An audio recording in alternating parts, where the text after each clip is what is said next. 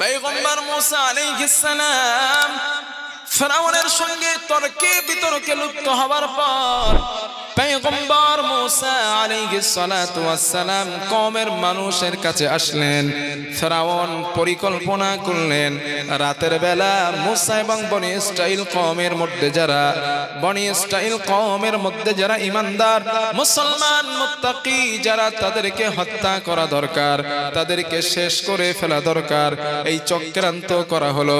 আল্লাহ তাআলা নবী মুসার কাছে ওহী নাজিল করলেন, ও পয়গম্বর মুসা আপনি আর দেরি করবেন না, ঈমানদার মুসলমান যারা রয়েছে আপনি তাদেরকে নিয়ে লোহিত সাগর পার হয়ে এই বনি ইসরাইল কওমের এই দরবার ছেড়ে এই পরিবার ছেড়ে আপনি চলে যান। মুসা নবী কওমদেরকে নিলেন, সঙ্গে পশু পাখি সম্পদ কিছু সম্পদ নিয়ে গমন করলেন। রাতের বেলা চলতে চলতে লোহিত সাগরের কিনারায় চলে যান। কোন আলেম কোন বক্তা বলেন নীল দরিয়া, এটা নীল দরিয়া না, এটা কিতাবের ভাষায় তাফসীরে এসেছে লোহিত সাগর। লোহিত সাগরের কিনারায় যখন চলে যায় নবী মুসা এখানে দাঁড়ানো, ফিরআউনের কাছে খবর চলে গেছে পয়গম্বর মুসা ওনার লস্কর নিয়ে লোহিত সাগর পাড়ি দিয়ে কিনারায় চলে গেছেন। লোহিত সাগর পাড়ি দেবেন। ফিরআউন বলল খুযুহু, ওদেরকে ধরো, খুযু ওদেরকে ধরো। ফিরআউন তিন দিক থেকে নবী মুসা আলাইহিস সালাতু ওয়াস সালামকে পাকড়াও করার জন্য আসলেন। ও আমার ভাইরা, আব্বা জানেরা, ফিরআউন তিন দিক থেকে আসে, নবী মুসা এবং উম্মত যাবে কই? সামনে তো সাগর, পিছনে আসবে শত্রু, ডাইনে যাবে শত্রু, বামে যাবে শত্রু। কোরআনের মধ্যে আল্লাহ তথ্যটা তুলে দিয়েছেন। নবী মুসার উম্মতেরা ঈমানের একটু পাওয়ার কমে গেছে, ভয় পেয়ে গেছে, ঈমানের পাওয়ার কমে গেছে। মুসা নবীর উম্মতেরা বললেন, ইয়া মুসা ইন্না লামুদরাকুন, ও পয়গম্বর মুসা আমরা তো ভয় পেয়ে গেলাম, ধরা পড়ে গেলাম, আমরা তো পাকড়াও হয়ে গেলাম। নবী মুসা জবাব দিলেন, কাল্লা, না কখনো নয়, রব্বি সায়াহদিন, অবশ্যই আমার আল্লাহ আমাদের বাঁচার জন্য রাস্তা বার করে দিবে। ভয় করো না, ঈমানের উপরে ভরসা রাখো, আল্লাহর উপরে ভরসা রাখো, অবশ্যই রাস্তা আল্লাহ রাস্তা বানাবেন, অবশ্যই বানাবেন। আল্লাহ তাআলা জিবরাইলকে বলেন, জিবরিল, আল্লাহ তাআলা ওহী করলেন নবী মুসার কাছে। আল্লাহ বলেন, মুসা তোমার হাতের লাঠিটা দরিয়ার মধ্যে আঘাত করো। তাফসীরে মাযহারির মধ্যে এসেছে নবী মুসার হাতের লাঠিটা দরিয়ার মধ্যে আঘাত করলেন। একটা দুইটা তিনটা না, 12টা রাস্তা আমার আল্লাহ লোহিত সাগরে বানিয়ে দিলে। আল্লাহ বলে, মুসা আর দেরি করো না, যাও পার হও, শিগগিরই পার হও, ফিরআউন কিন্তু এসে গেছে। বলো নবী মুসা সাল্লাম কওমের মানুষকে বললেন, দৌড়াও, চলো, পার হয়ে গেছে। লোহিত সাগর পার হবে, ফিরআউন এসে দেখে বিরাট 12টা রাস্তা। তাফসীরে মাযহারিতে এসেছে মুসা নবীর 12টা গোত্র নবী মুসার উপরে ঈমান এনেছিলেন, এই জন্য 12টা গোত্রের জন্য আল্লাহ 12টা রাস্তা বানাইছেন। সুবহানাল্লাহ বলে, একটা রাস্তা হলে তো যেতে দেরি হবে, এই জন্য আল্লাহ বললেন তোমার 12টা গোত্র ঈমান এনেছে, মুসা 12টা রাস্তায় বানালাম, যাও তাড়াতাড়ি পার হও। ফিরআউন এসে দেখে বিরাট রাস্তা বানানো, ও মনে করিস ওর বাপের বানানো রাস্তা। আমার এলাকায়, আমার রাজপ্রাসাদের, আমার এলাকার, আমার প্রজাদের ভিতরে এত সুন্দর রাস্তা বানালো কে আমার অনুমতি ছাড়া?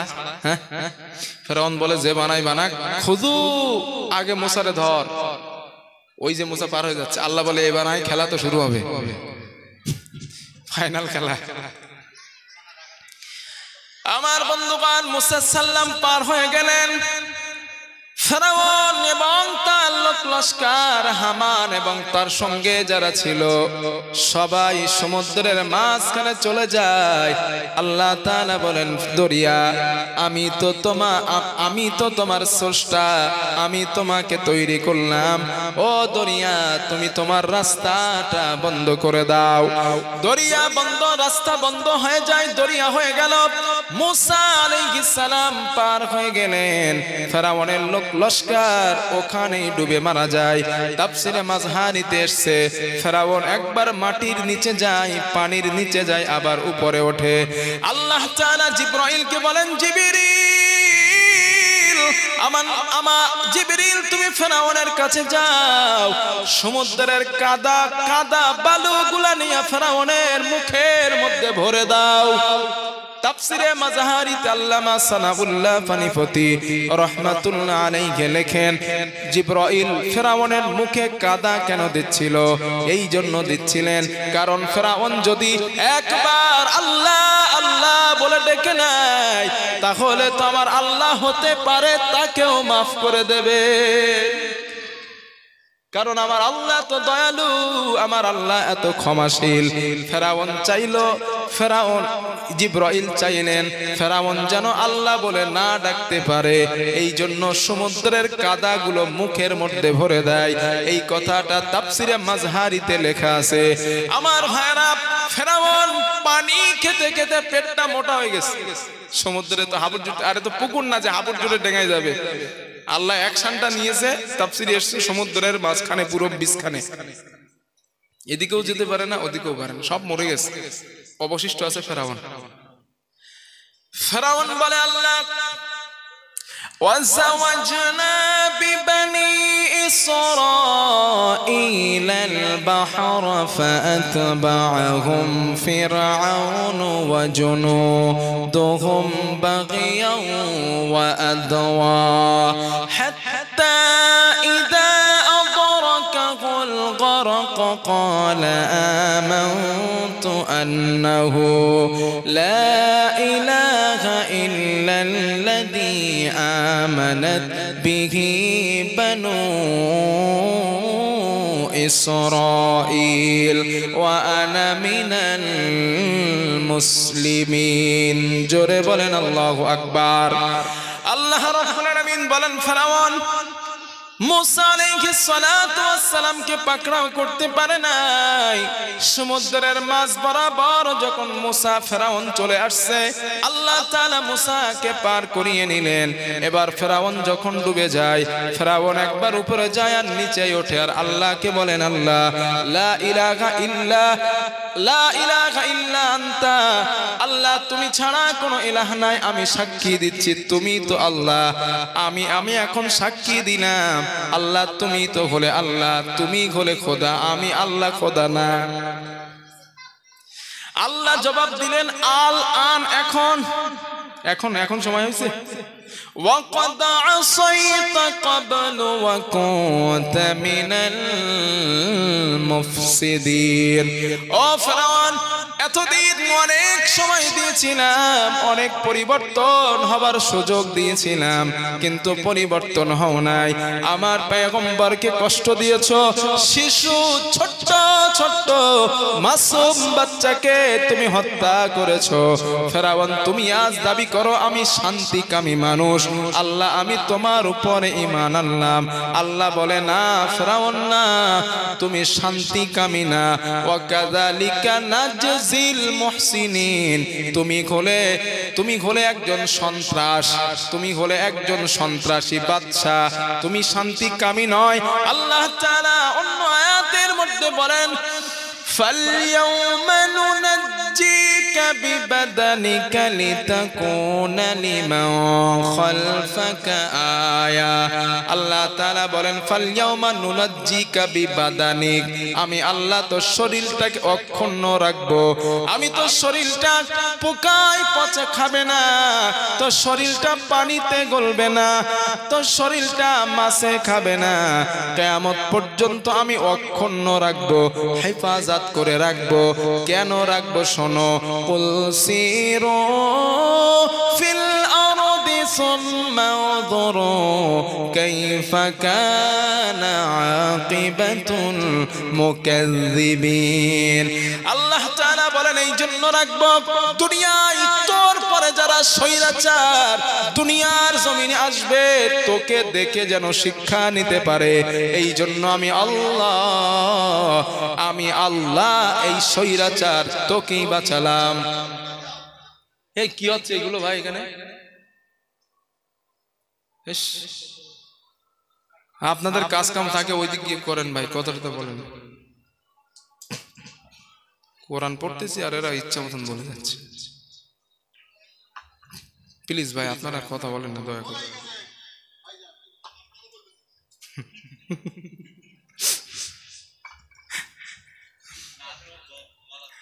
গলার জোর একটু বেশি। আমাদের গ্রামে একটা আছে ওই রকম, আস্তে কথা বললে মনে হ্রাস করতেছে না। ঠিক আছে, ব্যাপার না।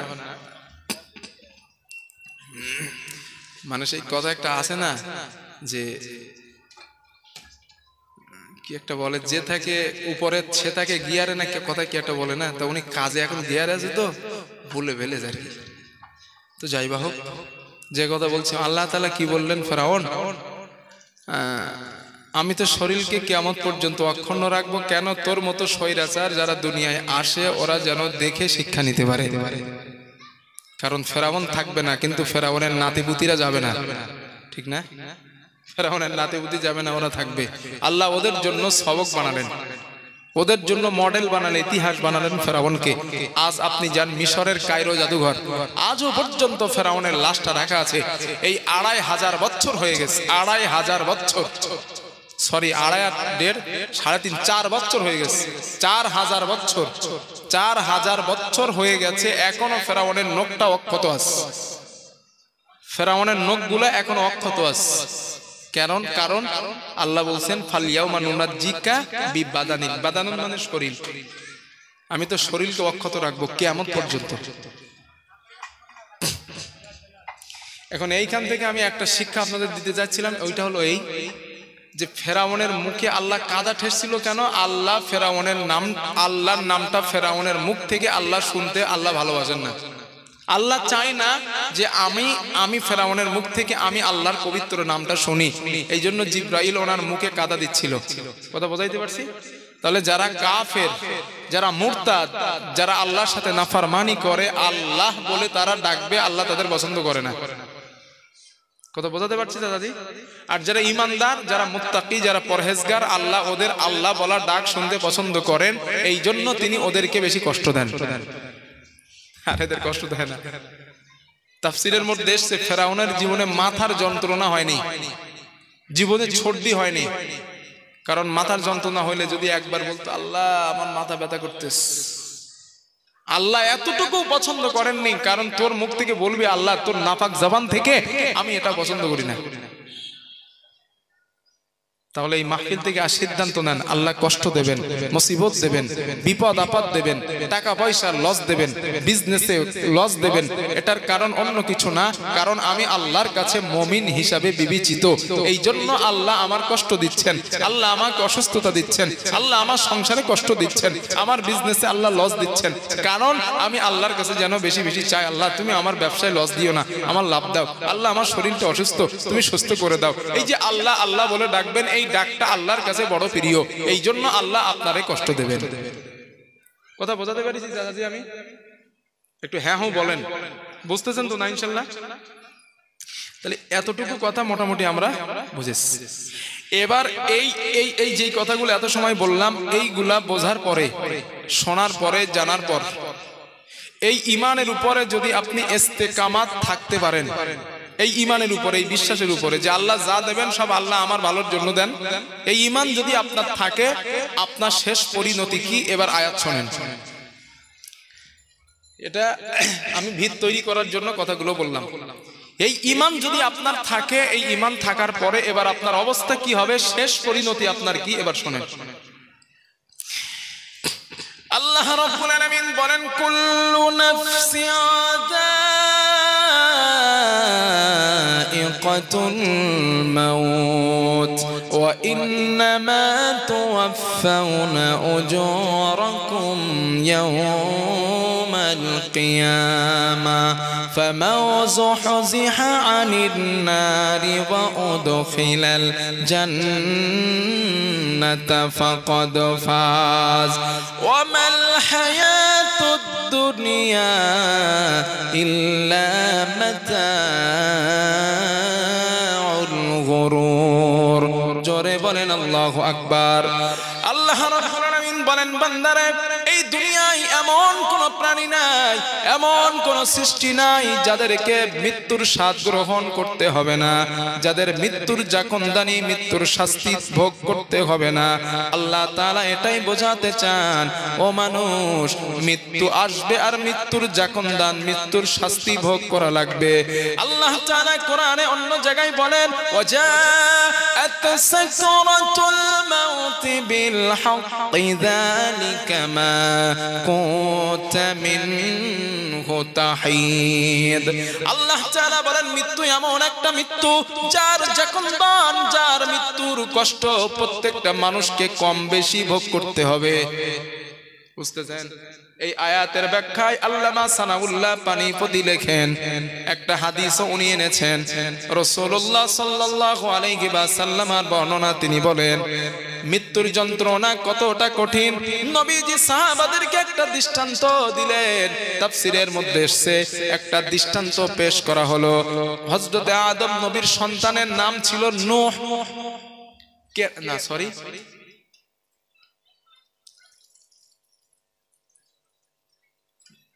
ভুলে যাচ্ছে শাম নূহ নবীর একটা সন্তানের নাম ছিল শাম আর একটা ছিল কেনান কেনান তো ছিল কাফের আর শাম ছিলেন ঈমানদার নবী উনি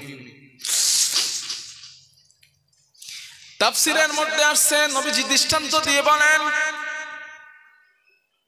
পয়গম্বর ঈসা আলাইহিস সালাতু ওয়াস সালাম কে আল্লাহ একটা মুজিজা দান করেছিলেন তিনি যদি কোনো মৃত ব্যক্তির কবরের পাশে গিয়ে বলতেন কুম বিইজনিল্লাহ আল্লাহর হুকুমে মৃত ব্যক্তিটা জিন্দা হয়ে যাও আল্লাহর নবী বলেন এই মুজিজা আল্লাহ ঈসা নবীকে দিয়েছিলেন সাথে সাথে মৃত ব্যক্তিটা জিন্দা হয়ে যেত আল্লাহ তাআলা কোরআনে বলেছেন আমি আমার পয়গম্বর ঈসা নবীকে আর একটা মুজিজা দিয়েছিলাম যে মুজিজাটা তিনি যদি পুতুল পাখি বানাতেন মাটি দিয়ে পাখি বানাতেন ওই পাখিটা বলতেন যা আল্লাহর হুকুমে উড়ে যা ওই পাখিটা কাদার তৈরি পাখিটা আল্লাহর হুকুমে উড়ে যেত সুবহানাল্লাহ বলেন এটা ছিল নবী মুসার নবী ঈসা সাল্লামের মুজিজা কিছু খ্রিস্টান পাদ্রী ঈসা নবীর কাছে আসলেন আসার পরে বলেন পয়গম্বর ঈসা আপনি তো দাবি করেন আপনি নাকি কবরের মৃত মানুষকে জিন্দা করতে পারেন আপনার দাবি যদি সত্যি হয় আমরা একটা কবর আপনাকে দেখাবো ওই কবরের মৃত কবরের মধ্যে শুয়ে থাকা ব্যক্তিকে আপনি আমাদের সামনে জাগ্রত করবেন আমরা আপনার উপরে ঈমান আনবো আমরা আপনাকে নবী বলে স্বীকার করব আল্লাহর নবী বলেন পয়গম্বর ঈসা আলাইহিস সালাতু ওয়াস সালাম ওই খ্রিস্টান পাদ্রীদেরকে সঙ্গে নিয়ে দুই পাহাড়ের মাঝখান অন্তরায়ের মধ্যে চলে গেলেন পাহাড়ের উপত্যকায় গেলেন দুই দিকে পাহাড় উপত্যকা ওই উপত্যকার মধ্যে একটা কবর আছে বলা হলো এই কবরটার মধ্যে একজন ব্যক্তি শুয়ে আছে যেটা নবী নূহ আলাইহিস সালামের সন্তান শাম যেটা আমরা আসমানি কিতাবের মধ্যে পেয়েছিলাম ওই পাদ্রীগুলো বললেন ও পয়গম্বর ঈসা আপনি যদি ওই কবরের মৃত বান্দাকে মানে নূহ নবীর ছেলে শামকে জিন্দা করতে পারেন আমরা আপনার উপরে ঈমান আনবো আমরা আপনাকে নবী বলে মেনে নেব এই কথাটা বলার পর নবী মুসা দুই হাত আকাশের দিকে উঁচা করে বললেন হাতটা কবরের দিকে নির্দেশ দিয়ে বললেন কুম বিইজনিল্লাহ আল্লাহর হুকুমে কবরের মধ্যে থাকা ব্যক্তিটা জিন্দা হয়ে যাও আল্লাহর নবী বলেন কবরটা ফাঁকা হয়ে যায়, ওখান থেকে সাদা দাড়ি এবং কালো দাড়িওয়ালা লোক দাঁড়িয়ে যায়, সালাম দিলেন আসসালামু আলাইকুম। নবী ঈসাও সালাম দিলেন। ঈসা নবী বললেন আপনি আমাকে কি চেনেন? নবী শাম বললেন হ্যাঁ আমি দেখলাম, আমি আপনাকে চিনতে পারলাম, আপনি আল্লাহ নবী ঈসা। নবী মুসা ঈসা নবী বললেন আমিও বুঝছি আপনি নূহ নবীর ছেলে শাম। প্রশ্ন হলো নবী ঈসা তো অনেক পরে আসলেন, তাহলে চিনলেন কেমন করে নবী ঈসাকে?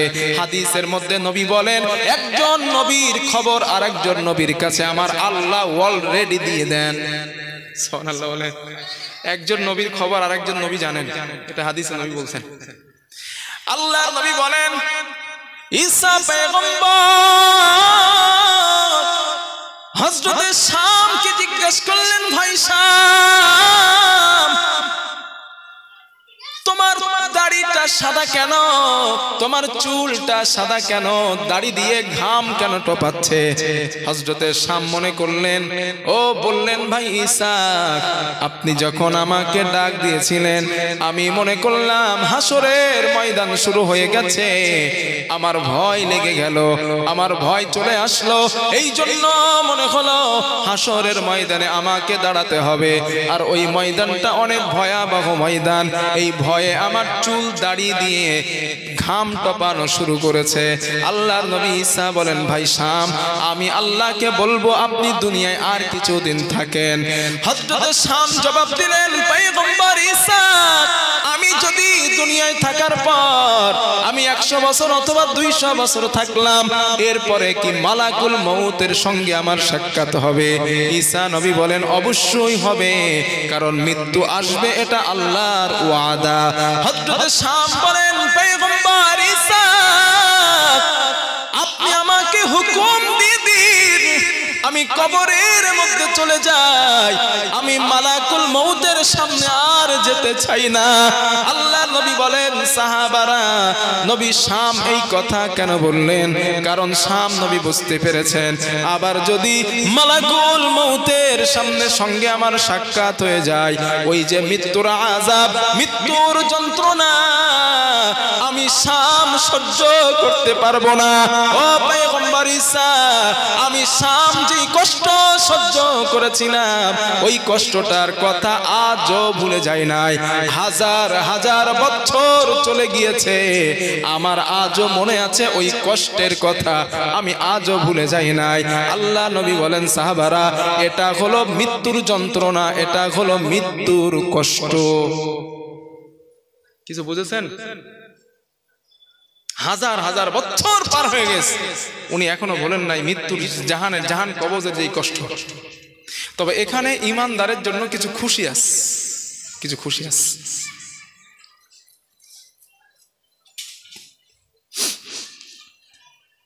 আমার বন্ধুগণ রাসূলুল্লাহ সাল্লাল্লাহু আলাইহি ওয়াসাল্লাম আল্লাহর নবী বলেন ঈমানদার মুত্তাকি মুসলমান যারা তাদের জন্য মৃত্যুর যন্ত্রণার ব্যাপারে কিছু খুশির খবর আছে। আল্লাহ নবী বলেন রাসূলুল্লাহ সাল্লাল্লাহু আলাইহি ওয়াসাল্লাম বলেন একজন ঈমানদার একজন মুত্তাকি বান্দা যখন মারা যায়, বান্দাটা মৃত্যুর বিছানায় যখন শায়িত হয়ে যায়, আল্লাহর নবী বলেন মালাকুল মউত ওই বান্দার কাছে হাজির হয়ে যায়, বান্দার কাছে এসে যায়, বান্দাকে লক্ষ্য করে বলেন ইয়া আইয়াতুহান নাফসুল মুতমাইন্না, হে পবিত্র আত্মা, হে পবিত্র রূহ, আল্লাহর হুকুমে বার হয়ে যাও, আল্লাহর দয়া ক্ষমার দিকে বার হয়ে যাও। আল্লাহর নবী বলেন ও আমার সাহাবারা শোনো, ওই মুমিন বান্দার রূহটা কেমন করে বার হয় জানো? নবী দৃষ্টান্ত দিয়েছেন পানির কলসি থেকে এক ফোঁটা পানি যেমন জমিন আসানের সহিত পড়ে যায়, আল্লাহর নবী বলেন ওই মুমিন বান্দার রূহটা তেমন, ওই বান্দার শরীর থেকে আসানের সহিত মালাকুল মউতের হাতে চলে যায়। আর একটা কিতাবে দৃষ্টান্ত এসেছে, মৃত শিশু বাচ্চা মায়ের কোলে যেমন দুধ খেতে খেতে ঘুমায়, নবী বলেন ওই মুমিন বান্দাটাও তেমন দুধ খাবার শিশুর মতো ঘুমিয়ে যায়। সুবহানাল্লাহ বলেন। শুধু এতটুকু নবী বলেন না, সাহাবারা আরো আছে, হাদিসটা আরো আছে। এই হাদিসটাও তাফসিরে কাসিরের মধ্যে আছে। রাসূলুল্লাহ সাল্লাল্লাহু আলাইহি ওয়াসাল্লাম বলেন, রূহটা যখন বার হয়ে যায়, বার হয়ে যাবার পর আল্লাহর কিছু রহমতের ফেরেশতা জমিনে অবতরণ করেন। নাযালা আলাইহিমুল মালাইকা, কিছু ফেরেশতা জমিনে নাজিল হয়। আল্লাহর নবী বলেন, ইলা মাদ্দাবাসরাই, ওই মুমিন বান্দার চোখের দৃষ্টি যত দূর চলে যায়, ওই ফেরেশতাগুলা মালাইকারা ততটা জমিনে বিস্তার করে বসে যান। আল্লাহর নবী বলেন, মালাকুল মউত ওই বান্দার রূহটা কবজ করার সঙ্গে সঙ্গে মালাকুল মউতের হাত থেকে রহমতের ফেরেশতারা ওই জিনিসটা, ওই রূহটাকে নিয়ে নেন। আল্লাহ নবী বলেন, রূহটা নেওয়ার পর জান্নাতের কাফন রূহটার উপরে জড়ানো হয়। জান্নাতের কাফন, আপনারা ওই লাশটাকে দুনিয়ার দোকানে কেনা কাপড়ের কাফন জড়ান, আমরা জড়াই। আল্লাহর নবী বলে, না না, মুমিন বান্দা রূহটাকে ফেরেশতারা জান্নাতের কাফন জড়ায়। সুবহানাল্লাহ বলেন। আমরা লাশের গায়ে কর্পূর মাখাই, আতর মাখাই, গোলাপ পানি মাখাই, তাই তো? আল্লাহর নবী বলেন, না না, ওই রূহটার মধ্যে আমার আল্লাহর ফেরেশতারা জান্নাতের মেশক আম্বার সুগন্ধি লাগিয়ে দেয়। ওই রূহটা নিয়ে প্রথম আসমানে যাওয়া হয়। নবীজি বলেন, যাবার পর আসমানের ফেরেশতারা জিজ্ঞাসা করেন, রূহটা কার? রূহটা কার? এই রূহটা কার? আল্লাহর নবী বলেন, ফেরেশতারা বাবার নাম ধরে ওই ব্যক্তির নাম বলে, বাবার নাম অমুক, ছেলের নামটা অমুক। আল্লাহর নবী বলেন, আসমানের দরজার সাথে সাথে খুলে দেওয়া হয়। দ্বিতীয় আসমানে যায়, একই অবস্থা। এমন করতে করতে চতুর্থ আসমানে, সপ্তম আসমানে চলে যায়। আমার আল্লাহ জিজ্ঞাসা করেন, গোলাম ও ফেরেশতারা, এই রূহটা কার রূহ? ফেরেশতারা বলেন, আল্লাহ, ইন্নাল্লাহা আলিমুম বিযাতিস সুদূর। ও আমার আল্লাহ, আপনি তো আলিমুম বিযাতিস সুদূর, আপনি তো সবগুলো জানেন, আপনি আমাদের কেন জিজ্ঞাসা করছেন? আল্লাহ বলেন, ফেরেশতারা, আমি তোমাদের নাম তোমাদের মুখ থেকে আমার এই নেককার বান্দার নামটা জানতে চাই। ফেরেশতারা, নবী বলেন, ফেরেশতারা ওর বাপের নাম ধরে ওই ব্যক্তির নাম আল্লাহর সাথে বলেন। সুবহানাল্লাহ। এইটা বলার পর আল্লাহর হাবিব বলেন, আল্লাহ তাআলা ওই ফেরেশতাদের বলেন, ফেরেশতারা যাও, আমার বান্দার রূহটা তোমরা আলা ইল্লিনে রেখে দাও। বান্দার নামটা, বান্দার আমলনামাটা আলা ইল্লিন মানে জান্নাতি খাতা, ব্যক্তিদের খাতায় লিখে দাও। ওর দেহটাকে নিয়ে, ওর দেহের সঙ্গে রূহটাকে নিয়ে দেহের সঙ্গে সিমেন্টেড করে দাও। আল্লাহ নবী বলেন, ওই রূহটা তোমরা দুনিয়ার জমিনে এবার ওই লাশটাকে মানে ওই জেসেমটাকে তোমরা কাফন জড়ালে, জেসেমটাকে তোমরা আতর মাখালে। নবী বলেন, জানাজার নামাজ করে যখন কবরের কাছে নিয়ে যাও, আল্লাহর নবী বলেন অবস্থা কেমন হয় জানো? নবীজি বলেন, ওই কবরের মাটিতে তোমরা যখন লাশটাকে রেখে দাও, কবরের মাটিতে মুমিন বান্দার খাটিয়াটা যখন রাখো, ওই কবর মুমিন বান্দাকে জবাব দিয়ে বলেন, মুমিন বান্দাকে লক্ষ্য করে বলেন, আমি কবর তোমার জন্য এখন ফুলের বাগানে পরিণত হব। তোমার জন্য তোমার শরীর কবরে রাখতে দেরি হবে, তোমার শরীর দিয়ে নূর আলো চমকাতে দেরি হবে না। আল্লাহর নবী বলেন, এই কথাটা কবর ওই বান্দাকে বলতে থাকেন, আমরা হয়তো শুনি না। আল্লাহর নবী বলেন, ওই মৃত ব্যক্তির রূহটা শুনতে পায়। আল্লাহর নবী বলেন, শুধু তাই নয়, ওই মৃত ব্যক্তিকে, মুমিন ব্যক্তিকে কবরে তোমরা শুইয়ে শুইয়ে দিয়া মাটিটা চাপা দিয়ে যখন চলে আসো, নবী বলেন ওই মৃত ব্যক্তি পায়ের আওয়াজ ততটা শুনতে পায়। যখন আত্মীয়রা চলে যায়, নবী বলেন ওই জুতোর আওয়াজটা পর্যন্ত মৃত ব্যক্তি কবরে শুনতে পায়। এত তাড়াতাড়ি, এতটা কম সময়ের মধ্যে কবরে আল্লাহর ফেরেশতারা তাকে জাগ্রত করে দেন। আল্লাহর নবী বলেন ওই বান্দাকে প্রশ্ন করা হয় তোমার রবকে। এগুলো তো আমরা জানি, তোমার রবকে। আল্লাহ নবী বলেন প্রশ্নের জবাব বান্দা দিয়ে দেন। তোমার দিনকে বান্দা প্রশ্নের জবাব দেন। 3 নম্বরে হাদিসে আছে মা কুনতা তাকুনু ফি হাদার রাজুল, এই ব্যক্তি সম্পর্কে তোমার ধারণা কি? মানে নবী মুহাম্মদ সাল্লাল্লাহু আলাইহি ওয়াসাল্লামকে দেখানো হবে। আর একটা বর্ণনা এসেছে নবীর ছায়া দেখানো হবে। আর বলা হবে এই ব্যক্তি সম্পর্কে তোমার ধারণা কি? ওই বান্দাগুলো জবাব দিবেন। ওই বান্দাটা বলবেন হাদা নবিয়ুনা আলাইহিস সালাতু ওয়াস সালাম, ইনি আমার আখিরি জামানার পয়গম্বর নবী মুহাম্মদুর রাসূলুল্লাহ সাল্লাল্লাহু আলাইহি ওয়াসাল্লাম।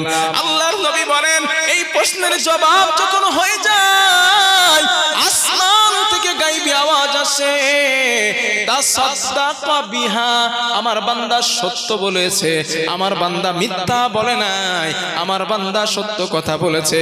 ফাফরিশু বিল জান্নাতি ওয়ালবিসু বিল জান্নাহ, আমার বান্দার কবরে জান্নাতের বিছানা বিছিয়ে দাও, বান্দার গায়ে জান্নাতের পোশাক পরিয়ে দাও। আল্লাহর নবী বলেন, আমার আল্লাহ বলেন ওর কবরটা ততটা প্রশস্ত করে দাও, ইলা মাদ্দাবাসরাই, ওর চোখের দৃষ্টি যত দূর চলে যায় আমার বান্দার কবরটাকে তোমরা ততটা প্রশস্ত করে দাও।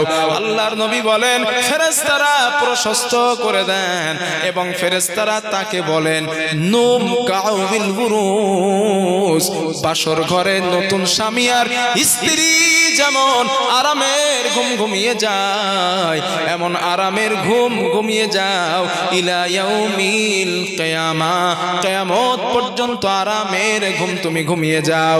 আল্লাহর নবী বলেন শুধু তাই নয়, আরামের ঘুম বান্দাটা ঘুমিয়ে যান। আল্লাহ বলেন জান্নাত থেকে আমার বান্দার কবরে একটা সুড়ঙ্গ রাস্তা তোমরা করে দাও, বান্দাটা কবরে শুয়ে পড়ে জান্নাতের দৃশ্যটা যেন দেখতে পারে, জান্নাতের জিরি জিরি হাওয়া আমার বান্দার গায়ে যেন লেগে যায়।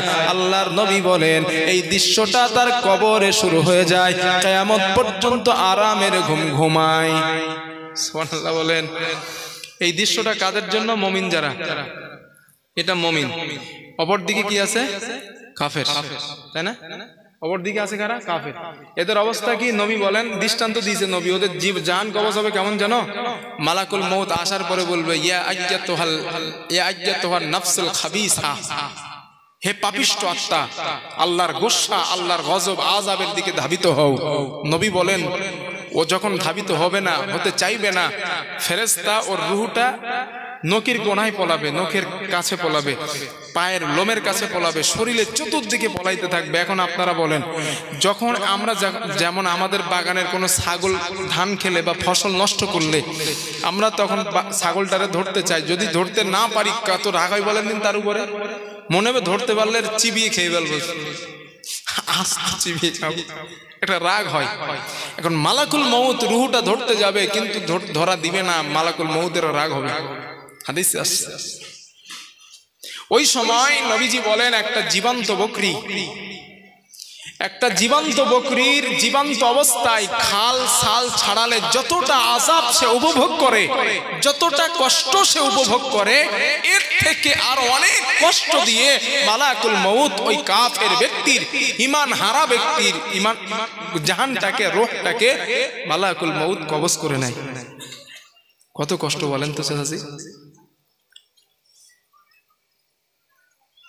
নবীজি বলেন শুধু কবজ করছে না, এরপর ওইখানে গজবের ফেরেশতারা জাহান্নামের চাদর কাপড় নিয়ে এবং জাহান্নামের দুর্গন্ধ নিয়ে ওইগুলা জড়ানো হয়।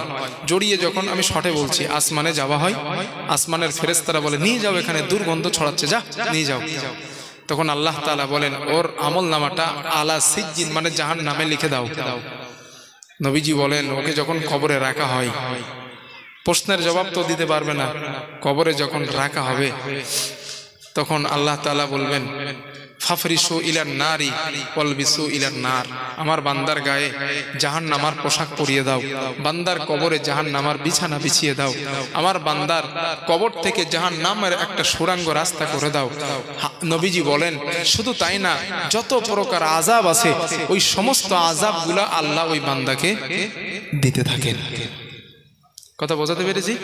আমি বিষয়টা শর্টে বললাম, তবে আমার মূল উদ্দেশ্য এটাই, আপনি যদি ওই বিশ্বাসের উপরে থাকতে পারেন, আমার ভয় আসবে, আমার অর্থে ক্ষতি আসবে, আমার মুসিবত আসবে, আমার কষ্ট আসবে, কিন্তু আমি আল্লাহর উপর থেকে আস্থা হারাবো না, কারণ আল্লাহ মুমিনদের ইমানদারদের কষ্ট দ্বারা, ক্ষুধা দ্বারা, ভয় দ্বারা, ব্যবসা বাণিজ্যে ক্ষতি দ্বারা আল্লাহ ইমানদারদের পরীক্ষা করেন। এই বিশ্বাস নিয়ে যদি থাকতে পারেন, আপনার মৃত্যু ওই মুমিন ইমানদারের মতোই হবে। কথা বোঝাতে পারছি তো ইনশাল্লাহ? আমি কিন্তু বিষয় একটাই রেখেছি, এত সময় এতটা বোঝাতে চাইছি আপনাদের যে আল্লাহ তাআলা ইমানদার, এই বিশ্বাস যাদের আল্লাহর উপরে আছে তাদের জন্য এতটা খুশখবরি, এতটা শুধু দুনিয়ায় তো, কবর পর্যন্ত এই খুশখবরি। এবার কবরের থেকে ওঠার পরে কি হবে এবার দেখেন।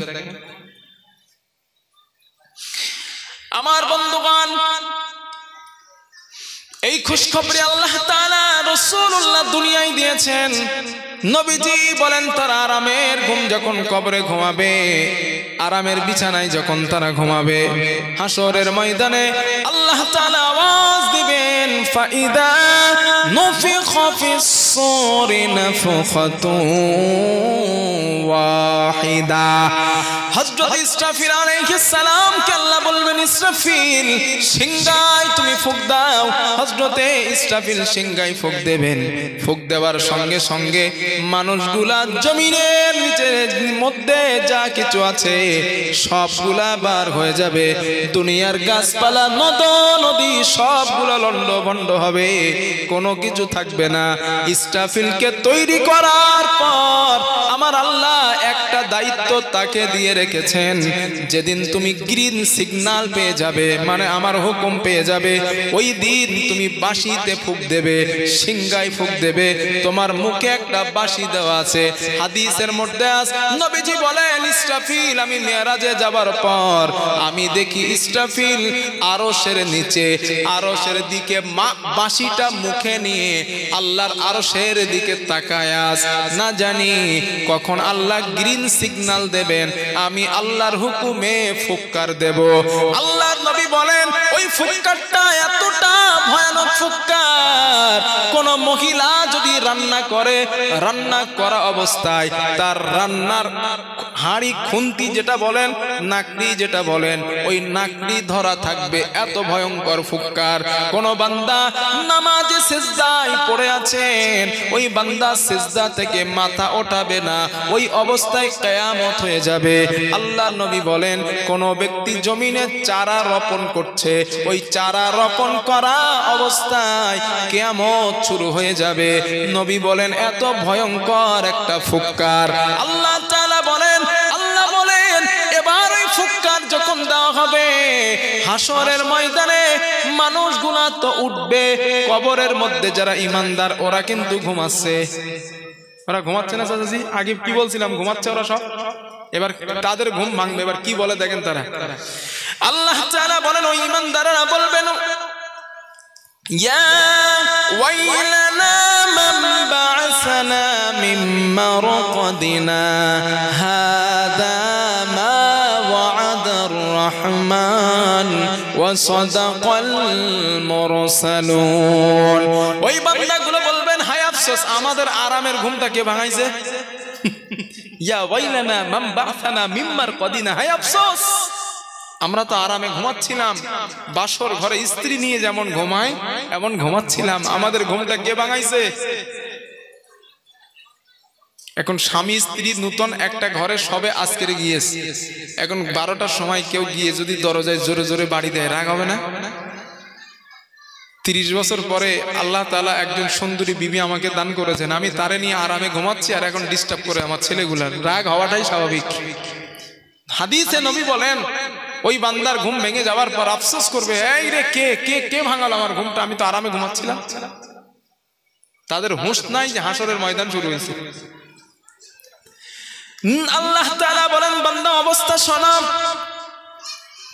ওই মানুষগুলা হাসরের দিন, মহা মুসিবতের দিন, মানুষগুলার অবস্থা এমন হয়ে যাবে, আল্লাহর ফেরেশতারা বলবেন, ওরা যখন বলবে আমাদের আরামের ঘুম কে ভাঙিয়ে দিয়েছে, ওই মানুষ ফেরেশতারা তাদেরকে জবাব দিবেন, হাযা মা ওয়াদার রহমান, এটা তোমার রবের অবশ্যই পূরণীয় ওয়াদা, ওয়া সাদাকাল মুরসালুন, আর নবীরা, মুরসালিন মানে নবীরা তোমাদেরকে যেই কথা বলেছিলেন, নবীরা যেই কথা বলেছিলেন, আল্লাহ নবীরা বলেছিলেন হাসরের ময়দান হবে, কিয়ামত হবে, ওই কিয়ামতের দিন সংগঠিত হয়ে গিয়েছে। ও আল্লাহর বান্দারা, তোমরা হাসরের ময়দানে দাঁড়িয়ে যাও। আল্লাহর নবী বলেন, হাসরের ময়দানে মুমিন বান্দাদের টেনশন থাকবে না।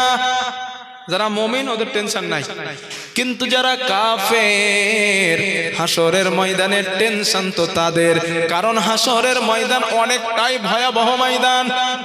আল্লাহ তাআলা কোরআনে বলেন, ইয়া আইয়ুহাল্লাযীনা আমানুত্তাকুল্লাহ, ও ঈমানদারেরা তোমরা আল্লাহকে বেশি বেশি ভয় করো, আল্লাহকে ভয় করো বেশি বেশি। কেন ভয় করবা? ইয়াউমা তারাউনাহা তাযাহালু কুল্লু মুরদিআতিন আম্মা আরদাআত ওয়া তাদউ কুল্লু যাতিন হামলিন হামলাহা ওয়া তারান নাসা সুকারা ওয়া মা হুম বিসুকারা ওয়ালাকিন্না আযাবাল্লাহি শাদীদ। আল্লাহ রাব্বুল আলামিন বলেন, মানুষ ওই দিন, ওই কিয়ামতের দিন তোমরা মানুষগুলাকে দেখতে পাবে, গর্ভধারিণী মহিলা, গর্ভধারিণী মহিলা যার সন্তান পেটে আছে, এখনো 10 মাস পরিপূর্ণ হয় নাই, এমন অপরিপুষ্ট বাচ্চা, জনম দুঃখিনী মা হাসরের ময়দানের ভয়াবহতার কারণে ওই সন্তানকে গর্ভপাত করে ফেলবে। নবীজি বলেন, আল্লাহ বলেন, শুধু তাই নয়, ওয়াতাদাউ কুল্লু যাতিন হামলিন হামলাহা ওয়া তারান নাসা সুকারা, মানুষগুলাকে তোমরা নেশাগ্রস্তের মতো দিক বেদিক দৌড়াতে দেখবে। যেমন মানুষ বেশি মদ পান করলে দিক বেদিক টলাটলি করে, আল্লাহ বলেন মানুষগুলা নেশাগ্রস্তের মতো দৌড়াবে। আল্লাহ তাআলা বলেন, বান্দা শোনো, আল্লাহ বলেন ওরা তো নেশা করে না, ওমা হুম বিসুকারা, ওরা নেশা করে নাই, কেন তারা এমন মাতলামি করে? আল্লাহ বলেন কারণটা শোনো, ওয়ালাকিন্না আযাবাল্লাহি শাদীদ, আজ এই হাসরের ময়দানের ভয়াবহ আযাবে ওই মানুষগুলাকে পাগল বানিয়ে দিয়েছে। কত শাস্তি, কতটা, অনেক অনেক। আমার বন্ধুগণ, আল্লাহ তাআলা কোরআনুল কারীমের অন্য জায়গায় বলেন মানুষ হাসরের ময়দান কতটা ভয়াবহ হবে শোনো। আল্লাহ তাআলা বলেন, ও গোলাম, হাসরের ময়দানটা কেমন হবে? ইযা জুলজিলাতিল আরদু জিলজালাহা ওয়া আখরাজাতিল আরদু আসকালাহা ওয়া ক্বালাল ইনসানু মা লাহা। আল্লাহ রাব্বুল আলামিন বলেন, যেদিন এই দুনিয়া, এই জমিন প্রচন্ড কম্পন হতে থাকবে, প্রচন্ড কম্পন করতে থাকবে। জমিনের মধ্যে যা কিছু লুকায়িত আছে জমিন সবগুলোকে উদ্গীরণ করে দেবে, জমিন সবগুলোকে বার করে দেবে, জমিনের নিচে যা আছে সব বার করবে। আল্লাহ তাআলা বলেন এই দৃশ্য দেখে মানুষগুলা বলবে জমিন কাঁপো কেন, কি হয়েছে তোমার, কেন তুমি কাঁপো? আল্লাহ বলেন জমিন তার জবান থেকে বলবে, জবান খুলে দেবেন আল্লাহ। জমিন উত্তর দিবে বিআন্না রাব্বাকা আওহালাহা, আমার আল্লাহর অর্ডার হয়েছে, আমার আল্লাহর হুকুম হয়েছে, এই জন্য আমি জমিন আল্লাহর হুকুম পালন করলাম। আল্লাহর নবী বলেন এই দুনিয়ার নিচে জমিনের নিচেও থেকে যেই সোনা দানা মণি মুক্তা জোহরা গুলো উঠেছে বার হইছে, এইগুলা বার হবে, এইটা বলেছেন আল্লাহ বার হবে। এবার নবীজি বলেন ওইগুলা বার হবার পর আল্লাহ তাআলা সূর্যকে কাছে নিয়ে আসবেন এবং সূর্যকে অর্ডার করবেন ইয়া শামসি হাররিকা আলাইহি, ও সূর্য তোর সমস্ত তাপ জমিনের মধ্যে ছেড়ে দে। সূর্য সমস্ত তাপ জমিনে ছেড়ে দেবে। আল্লাহ নবী বলেন এই যে সোনা দানাগুলা উঠেছিল ওইগুলা আর রৌদ্রের তাপে গলিয়ে আল্লাহ তামা বানাবেন। তামা হাদিসের মধ্যে আছে, সাহাবারা প্রশ্ন করেন ইয়া রাসূলুল্লাহ আল্লাহ লোহা কেন বানাবেন না, আল্লাহ রূপা কেন বানাবেন না, সোনা কেন বানাবেন না, অন্য ধাতু আল্লাহ কেন বানাবেন না, তামা কেন বানাবেন? আল্লাহ নবী বলেন এই জন্য হাদিসের ব্যাখ্যায় আসছে তামা এই জন্য বানাবেন। আপনারা আগামীকাল শেকরার দোকানে যাবেন, শেকরার দোকানে গিয়ে বলবেন শেকরা ভাই আপনি তামার এই মাথায় গরম দেন, শেকরা এই মাথায় গরম দেবে, আপনি এই মাথায় হাত দিবেন, হাত গরম লাগবে। কারণ তামার বৈশিষ্ট্য হলো এক জায়গায় গরম দিলে পুরা তামাটা গরম হয়ে যায়।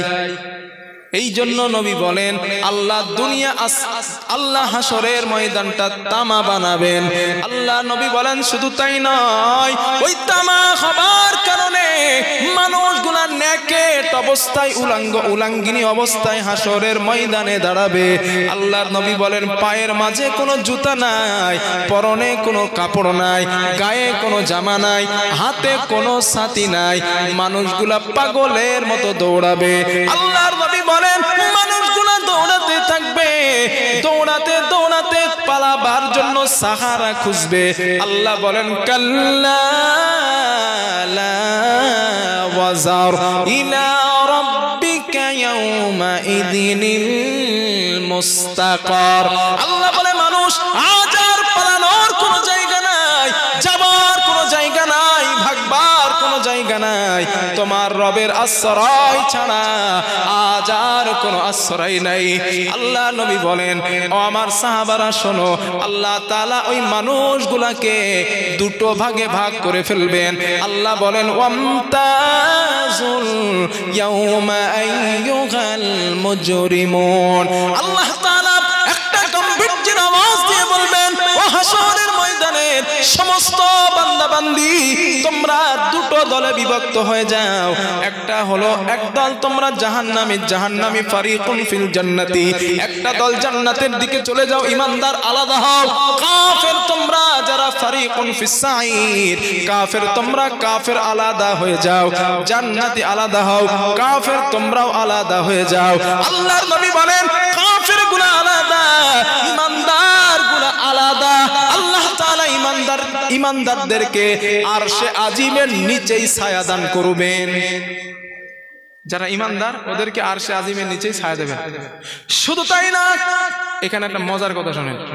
আল্লাহর নবী বলেন হাসরের ময়দানে আল্লাহ একটা এলান করবেন, আমার বান্দারা তোমরা দুনিয়ায় যে যার ইবাদত করতে তোমরা তার কাছে চলে যাও। যারা খ্রিস্টান ওরা যার ইবাদত করত তারা তার কাছে যাবে, হিন্দু ভাইরা যারা যার ইবাদত করত ঠাকুরদের ইবাদত করত হিন্দু ভাইরা ঠাকুরদের কাছে যাবে। আমার বানানো না নবী বলছেন। আল্লাহ নবী বলেন শুধু তাই না, সমস্ত ধর্মের মানুষগুলা জামাত চলে যাবে, যারা যার ইবাদত করত তারা তার কাছে চলে যাবে। হাসরের ময়দানে যারা মুসলমান ইমানদার ওরা জায়গা যাওয়ার কোনো জায়গা পাবে না। আল্লাহর নবী বলেন, আল্লাহ আওয়াজ দিবেন, গোলাম তোমরা কেন যাও না, তোমরা কার ইবাদত করতে?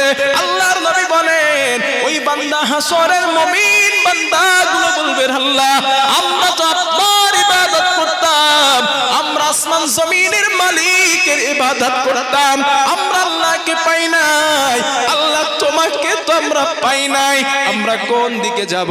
আল্লাহর নবী বলেন, আল্লাহ বলবেন, গোলাম ও আমার বান্দারা আমি তোমাদের উপরে খুশি, আমি আল্লাহ, তোমরা আমার দিকে চলে এসো।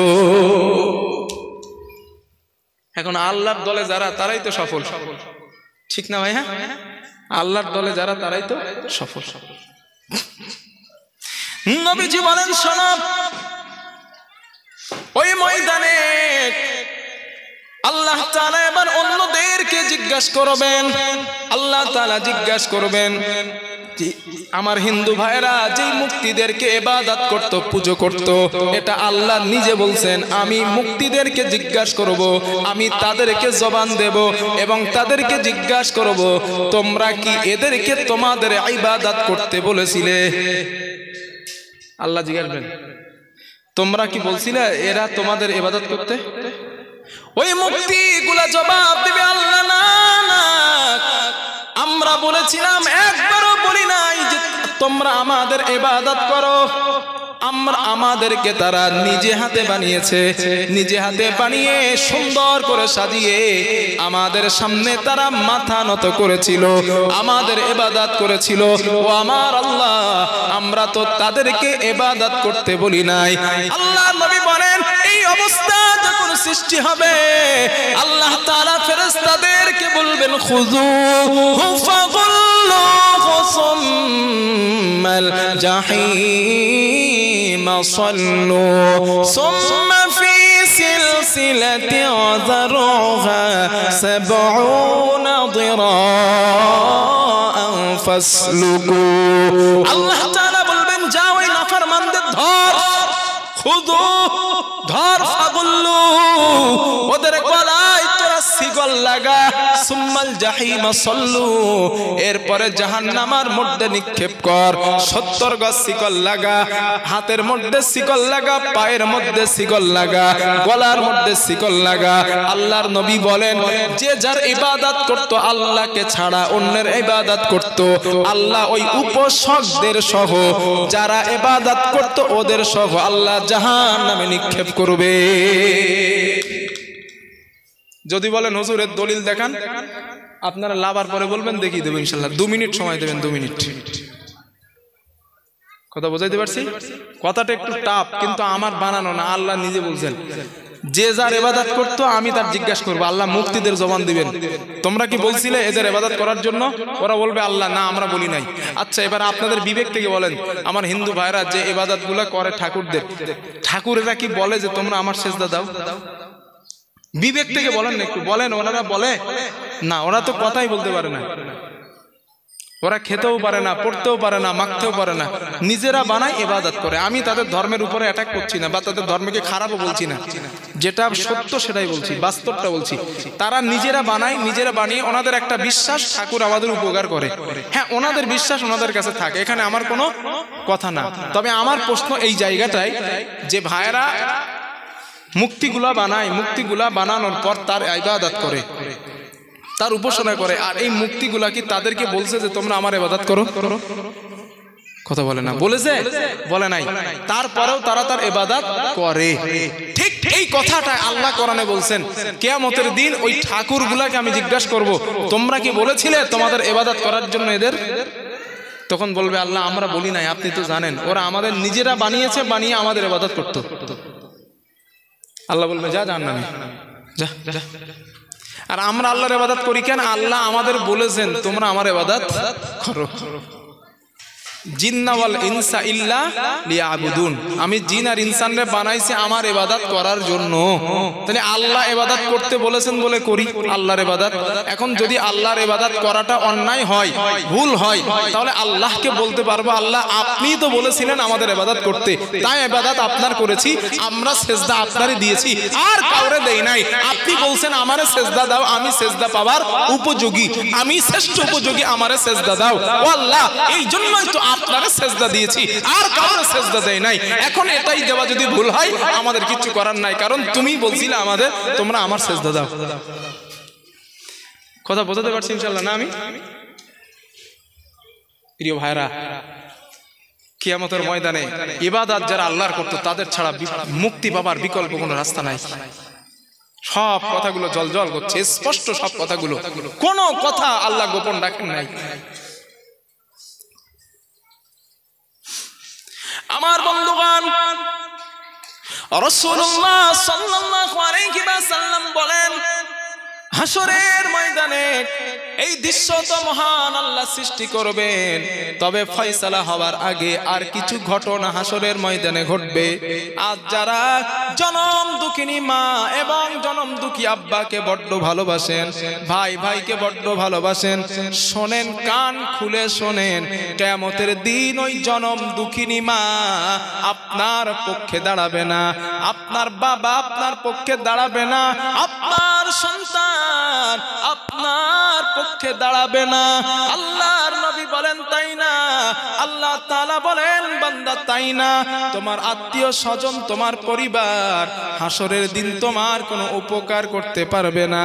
আল্লাহ কোরআনের মধ্যে বলেন, ইয়াউমা ইয়াফিরুল মারউ মিন আখিহি ওয়া উম্মিহি ওয়া আবি ওয়া সাহিবাতিহি ওয়া বানি। আল্লাহ রাব্বুল আলামিন বলেন, বান্দারে হাসরের ময়দানে, হাসরের দিন বাবা ইয়াউমা ইয়াফিরুল মারউ মিন আখি, ভাই ভাইয়ের পরিচয় দেবে না, ওয়া উম্মিহি ওয়া আবি, মা বাবার পরিচয় দেবে না, ওয়া সাহিবাতিহি ওয়া আখি, একজন পরিবার পরিজন আত্মীয় স্বজন একজন আর একজনের কোনো পরিচয় দেবে না। বাবা থেকে মা হারিয়ে যাবে, মা থেকে বাবা হারিয়ে যাবে, সন্তান থেকে ভাই হারিয়ে যাবে। আল্লাহর নবী বলেন, বাবা যদি দেখেন তার নিজের স্ত্রী আসছে, বাবা ওই দিক থেকে পালাবে, না জানি স্ত্রী আমার কাছে যদি একটা নেক কাজ চাই। আল্লাহর নবী বলেন, বাবা মায়ের সামনে দেখা দেবে না, ভাই ভাইয়ের সামনে দেখা দেবে না, মা বাবার সামনে দেখা দেবে না, বোন বোনের সামনে দেখা দেবে না। এতটা কঠিন ওই হাসরের ময়দান। আল্লাহ তাআলা অন্য জায়গায় বলেন, ওয়ালা ইয়াসআলু হামিমুন হামিমা। আল্লাহ তাআলা বলেন, কিয়ামতের দিন হামিমুন হামিমা, এমন কোন অন্তরঙ্গ বন্ধু হাসরের দিনে তুমি তালাশ করে পাবে না। আরবিতে হামিম বলা হয় ওই বন্ধুকে, যেই বন্ধুটা দুনিয়ার জমিনে বন্ধু বন্ধুর জন্য জীবন দিতে রাজি ছিল, ওই বন্ধুটাকে আরবিতে হামিম বলা হয়। আল্লাহ তাআলা বলেন, এমন অন্তরঙ্গ বন্ধু কিয়ামতের দিন তোমার পাশে উপকারে তুমি পাবে না। বুঝতেছেন না? ইনশাআল্লাহ এত ক্লোজ বন্ধু, যে বন্ধু বলতো যা দোস্ত তুমি বিপদে আমি জীবন দিয়ে দিচ্ছি তোমার জন্য। নবী বলে, আল্লাহ বলেন, ওয়ালা ইয়াসআলু হামিমুন হামিমা, এমন অন্তরঙ্গ বন্ধু হাসরের ময়দানে তোমার পাশে পাবে না। কত ভয়ানক, চিন্তা করেন, মানে নিজে নিজের ব্যস্ত সব। আল্লাহ তাআলা অন্য জায়গায় বলেন, শুধু তাই না, আল্লাহ তাআলা কোরআনুল কারীমের অন্যতরে বলেন, আল্লাহ তাআলা বলেন কিয়ামতের দিন, আল মালু ওয়াল বানুনা জিনাতুল হায়াতিদ দুনিয়া ওয়াল বাকিয়াতুস সালিহাহ। এই আয়াতটা না, আল্লাহ তাআলা বলেন কিয়ামতের দিন তোমার মাল, তোমার তোমার সম্পদ, তোমার অর্থ আমি আল্লাহর কাছে কোনো উপকার করতে পারবে না। আজ অনেক কোটি টাকার মালিক, আল্লাহ বলেন এই টাকা তোমার চারানার কাজে আসবে না। অনেক বিঘা জমির মালিক, ওই জমি আমি আল্লাহর কাছে চারানার কাজে আসবে না। আল্লাহ বলেন কাজে কি আসবে জানো? ইল্লা মান আতাল্লাহা বিকলবিন সালিম, তোমার নীরব নিষ্কলুষ ভেজাল পাপ মুক্ত একটা অন্তর, পাপ মুক্ত একটা ঈমান, ওই ঈমানটা আমি আল্লাহর কাছে কাজে আসবে। প্রিয় চাচাজি, আব্বা জানেরা, দুনিয়ায় টাকা পয়সা সম্পদ সন্তান সবগুলা দরকার, তবে এইগুলা আমাদের জন্য বর্তমানে সব থেকে বড় ফিতনা। ঠিক কিনা বলেন? সন্তানের দুতলা বাড়ি করে দেওয়ার জন্য সুদ খাচ্ছি, জনমের খাওয়া। সন্তানদের ভালো জায়গায় রাখার জন্য ঘুষ খাচ্ছি, টাকা আসতেছে মারা টাকা খাচ্ছি, হাবি জাবি সব খাচ্ছি। কেন? দুনিয়ায় একটু বড় লোক হবো তাই। এই জন্য আল্লাহ কোরআনে বলছেন ইন্না মিন আমওয়ালিকুম ওয়া আওলাদিকুম ফিতনা, তোমাদের সন্তান তোমাদের টাকা পয়সা তোমাদের জন্য একটা ফিতনা। এইগুলাই জাহান্নামে যাওয়ার কারণ হয়ে দাঁড়াবে মানুষের জন্য। যেই সন্তানের জন্য আজ এত মায়া করে বসে আছেন, যেই সন্তানের জন্য বিরাট ব্যাংক ব্যালেন্স, বিরাট কিছু জমি জায়গা তৈরি করেছেন, ওই সম্পদ ওই সন্তানটাই হাসরের ময়দানে আপনার বিপদের কারণ হয়ে দাঁড়াবে। এই টাকা পয়সাগুলো আপনার বিপদের কারণ হবে। কারণ আল্লাহ জিজ্ঞেস করবেন ওয়ান হায়াতিহি ফিমা আফনা, 60 বছর হায়াত দিয়েছিলাম, জন্মের কামাই করে করছো, খরচও করেছো, ইচ্ছা মতো যাই খুশি তাই করেছো, জীবনটা কোথায় পরিচালনা করেছো? জবাব দাও। কোথা থেকে সম্পদ উপার্জন করছো, কোথায় ব্যয় করেছো? জবাব দাও। যৌবন কালটা দিয়েছিলাম, যৌবন কালে বাইকের চাবি মোড়া দিয়ে শুধু উড়েছো না আমার ইবাদত করেছো? জবাব দাও। আল্লাহ সব জিজ্ঞাসা, সব জিজ্ঞাসা করবেন, একটা কথা ছেড়ে দেবেন না। কারণ না চাইতে তিনি আমাদের তৈরি করেছেন, না চাইতে অক্সিজেন দিয়েছেন, ফ্রি পয়সায় সূর্যের তাপ দিয়েছেন, ফ্রি পয়সায় পৃথিবীতে বসবাসের উপযোগী করেছেন, ফ্রি পয়সায় ফ্রি টাকাতে টাকা নেন নাই। জমিনের ভিতর থেকে আনতুম আনশাতুম শাজারাতাহা আম নাহনুল মুনশিউন, মাটির নিচে থেকে সবুজ উদ্ভিদ খোরাক রুজি আল্লাহ আমাদের জন্য দান করেছেন। একটা বারের জন্য বিনিময় চান নাই, টাকা পয়সা কিচ্ছু চান নাই। আল্লাহ জিজ্ঞাসা করবেন না? এটা ভাবেন কেমনে?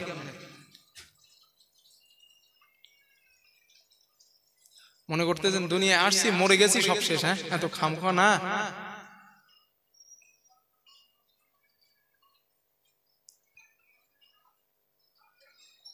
তিন মাস পর পর বাড়িতে কারেন্টের লোক আসে, আসার পরে বলে ভাই আপনার ৯,৩৩৫ টাকা বিল এসছে কারেন্টের, 3 মাসে বিলটা জমা করে আসেন।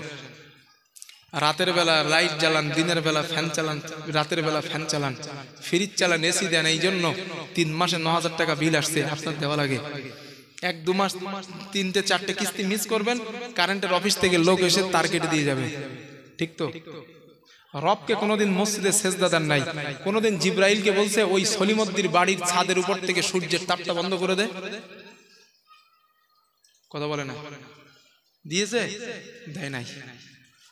শুধু তাই না, এতটুকুও বলে নাই, সূর্যের তাপ ভোগ করছে এই 60 বছর, আজকের বিল ফেরেশতা পাঠালাম, বিল দাও এই সূর্যের তাপের, বিদ্যুতের বিল দাও। পাঠাইছে কোনোদিন? বাবা মা অসুস্থ হয়, হসপিটালের মধ্যে পড়ে থাকে, হসপিটালের মধ্যে অক্সিজেনের প্রয়োজন, 1 ঘন্টায় 5,000 টাকার, একদিনে 5,000 টাকার অক্সিজেন কিনতে হয়। 60 বছর, 65 বছর, 70 বছর আল্লাহর দেওয়া অক্সিজেন 24 ঘন্টা নিচ্ছেন।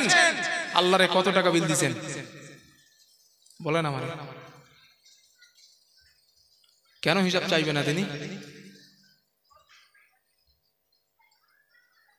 জমিনে বীজ ধানগুলো ছড়িয়ে দিচ্ছেন, ওই বীজ ধানের দানা ফেটে গিয়ে, ধানের দানাগুলো ফেটে গিয়ে খোলা ছাড়িয়ে ওখান থেকে বীজ বার হচ্ছে, ওই বীজগুলো তুলে কাদার জমিনের মধ্যে আপনারা রোপণ করছেন, ওখান থেকে শীষ হচ্ছে, শীষের মধ্যে থেকে চাউল হচ্ছে, ওই চাউল ভাত খাচ্ছেন, জনমের খাওয়া খাচ্ছেন, আর বলছেন হাই হাই কি মজা কি স্বাদ।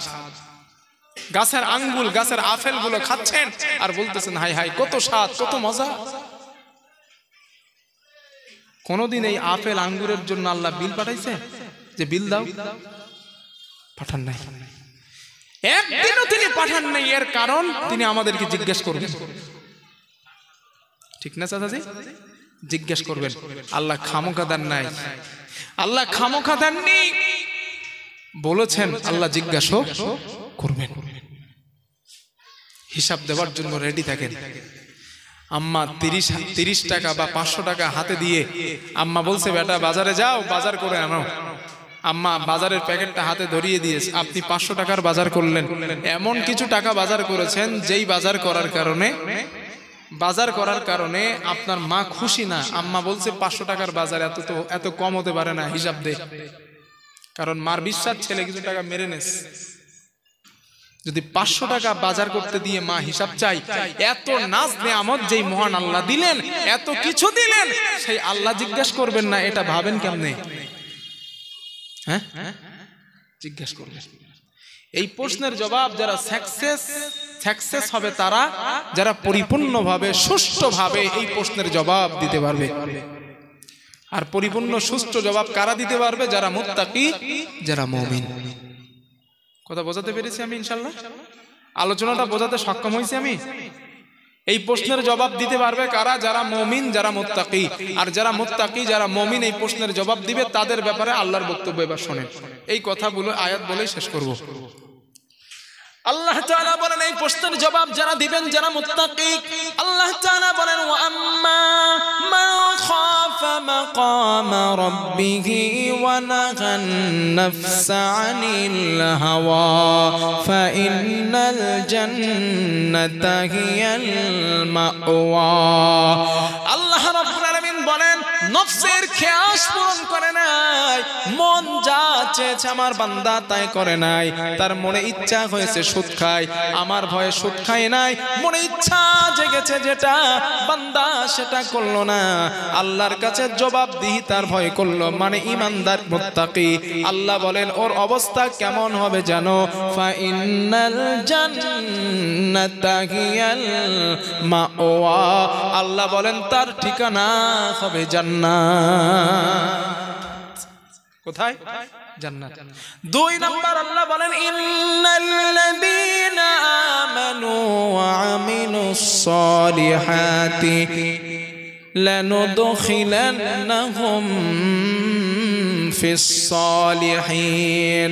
আল্লাহ বলেন যারা আমার উপর ঈমান আনলো এবং নেক কাজ করলো, ভালো কাজ করলো, আমি আল্লাহ তাদেরকে সালিহিন বান্দাদের দলে দলে উঠিয়ে দেব, সালিহিন বান্দাদের দলভুক্ত করে দেব।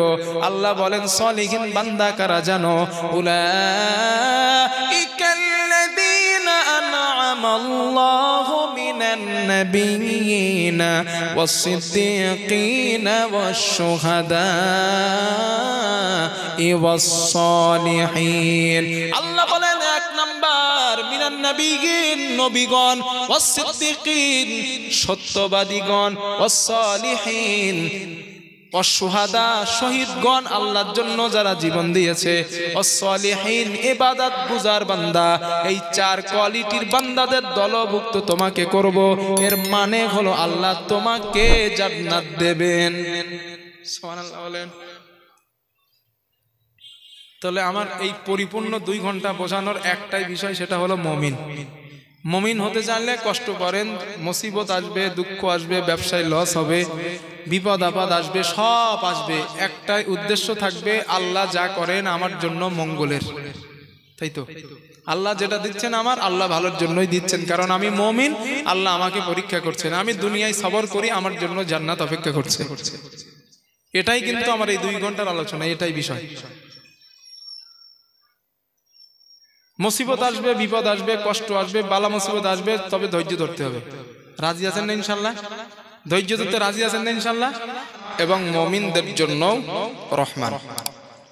কাফের যারা আল্লাহর সাথে নাফরমানি করে, যারা, তাদের জন্য যেমন রহমান দয়াবান, যারা মুমিন তাদের জন্য আল্লাহ দয়াবান।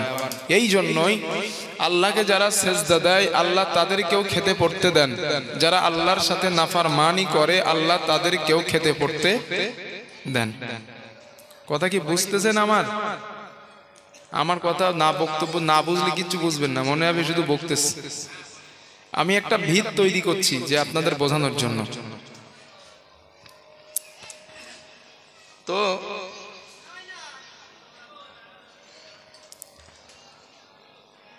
আল্লাহর সাথে যারা নাফরমানি করে আল্লাহ তাদেরকেও দেন, আর যারা আল্লাহর প্রশংসা করে, আল্লাহর সেজদা দেয়, আল্লাহর ইবাদত করে, আল্লাহ তাদেরকেও খেতে দেন। বরং এটা দেখা যায় যারা আল্লাহর সাথে নাফরমানি করে আল্লাহ ওদের বেশি খেতে দেন, বেশি টাকা পয়সা দেন, অর্থ সম্পদ দেন। আর যারা আল্লাহ আল্লাহ বেশি করে তাদেরকে আল্লাহ একটু কষ্টে রাখেন। এটা দেখা যায়। এটা কারণ কি, কারণটা পরে বলছি। তাহলে এই দুইটা জিনিস থেকে আমরা জানলাম যে আল্লাহ তাআলা আর রহমানু যুর রহমাতি শামিলা লি জামিআল খলাঈ ফিদ দুনিয়া ওয়াল আখিরাহ। আল্লাহ কাফেরদের জন্য দুনিয়াতে রহমান, মুমিনদের জন্য রহমান। আর কিয়ামতের দিন আর রহিমু যুর রহমাতি শামিলা লি জামিআল খলাঈ ইলা ইয়াউমিল কিয়ামাহ। কিয়ামতের দিন আল্লাহ মুমিনদের জন্য অনলি রহমান রহিম হবেন, কাফেরদের জন্য না। কথা বুঝতে পারছেন? শুধু মুমিনদের জন্য হবেন, কাফেরদের জন্য হবেন না। এবার দুনিয়ায় আল্লাহ সকলকে খেতে কেন দেন? এবার কোরআন শুনেন। আল্লাহ রাব্বুল আলামিন বলেন, ওয়ামা মিন দাব্বাতিন ফিল আরদি ইল্লা আলাল্লাহি রিজকুহা। আল্লাহ তাআলা বলেন, দুনিয়ায় এমন কোন প্রাণী নাই, এমন কোন মখলুক নাই, যে কাফের হোক আর মুমিন হোক আর বেঈমান হোক, এমন কোন প্রাণী নাই আমি আল্লাহ যাদেরকে খাবার ব্যবস্থা করি নাই, যাদের রুজির ব্যবস্থা করি নাই। আল্লাহ তাআলা বলেন, আটলান্টিক মহাসমুদ্রের নিচে ছোট্ট একটা পোকা যদি ক্ষুধার যন্ত্রণায় ছটফট করে, ক্ষুধার যন্ত্রণা সহ্য করে, আল্লাহ তাআলা বলেন, আমি তোমার এমন আল্লাহ, আমি তোমার এমন রব। আটলান্টিক মহা সমুদ্রের নিচে ছোট্ট পোকাটা ক্ষুধার যন্ত্রণায় চিৎকার মেরেছে, আমি তোমার আল্লাহ আরশে আজিম থেকে ওই পোকাটার ক্ষুধার নিবারণ, ক্ষুধাটাও নিবারণ করে দেই। সুবহানাল্লাহ। সবাইকে খাওয়ায়। আমার বন্ধুগণ, আপনারা দেখেছেন বন জঙ্গলের প্রাণীগুলা রুজি তারা অন্বেষণ করার জন্য রুজি আমাদের মতো জমা করেন না, অর্থ সম্পদ তারা জমা করেন না, অর্থ সম্পদ তারা নিয়ে আসেন না। সকালবেলা বাসা থেকে খালি পেটে বার হয়ে যান। আল্লাহ বলেন, আমি তো তোমার সেই মহান রজ্জাক, আমি তো সেই রুজিদাতা। ক্ষুধার্ত পেট নিয়ে প্রাণীরা বার হয়ে যায়। সন্ধ্যাবেলা আমি তোমার আল্লাহ ওই প্রাণীদের পেট ভরে খানা দিয়া আবার বাসায় ফিরিয়ে দেই, আবার ফিরিয়ে দেই। এই জন্য আল্লাহ তাআলা বলেন, আমি তো তোমার সেই রব, আমি সবাইকে খানা দেই সমানভাবে, কারণ আমি তো সেই মহান আল্লাহ। আমার সাথে যারা নাফরমানি করেন আমি আল্লাহ তাদেরকেও খানা দেই। আমার সাথে যারা শুকরিয়া, আমার আল্লাহ আমি শুকরিয়া আদায় করে, আমি তাদেরকেও খানা দেই। কেন খানা দেই? কারণ আমি আল্লাহ দুনিয়া সকলের জন্য, আমি আল্লাহ হলাম রব্বিল আলামিন। সবার জন্য আমি রব, সকলের জন্য রব, আমি সকলের জন্য রজ্জাক। যারা আমার খানা পাচ্ছে তারা কাফের, আমার দেওয়া খানা পাচ্ছে তারা ইমানদার মুমিন। কারণ আমি ওই রজ্জাক, আমি ওই খানা দাতা, যে সবাইকে আমি সমানভাবে খানা দেই। এতটুকু কি বুঝেছেন? বুঝতে পারছেন তো? এতটুকু। এবার দ্বিতীয় কথাটা শোনেন।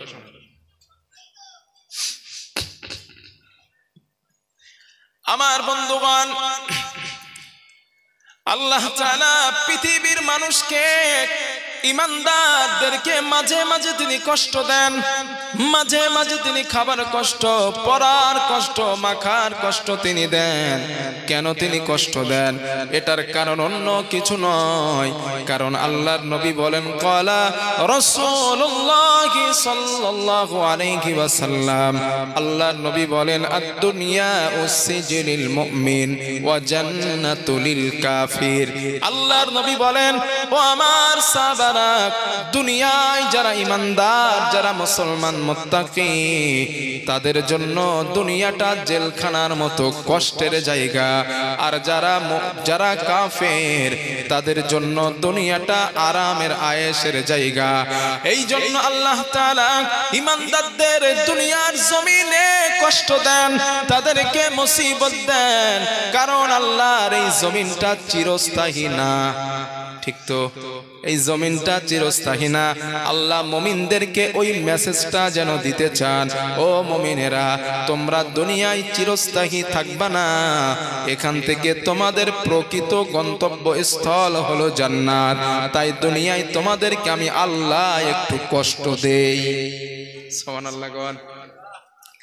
আর যারা দুনিয়ায় কাফের, যারা ঈমান আনে নাই, যারা ঈমানদার না, নামাজ কালাম কিচ্ছু পড়ে না, সুদ ঘুষ খেয়ে বড় হইছে, ওরা চিন্তা করেন আমরা তো নামাজ পড়ি না, দুনিয়া কা মজা লে লো, দুনিয়া তোমারি গে, এই চিন্তা করে দুনিয়ার জমিনে চলতাম আমরা, ডো ফুর্তি নো চিন্তা এমন করে করে বেড়াতাম।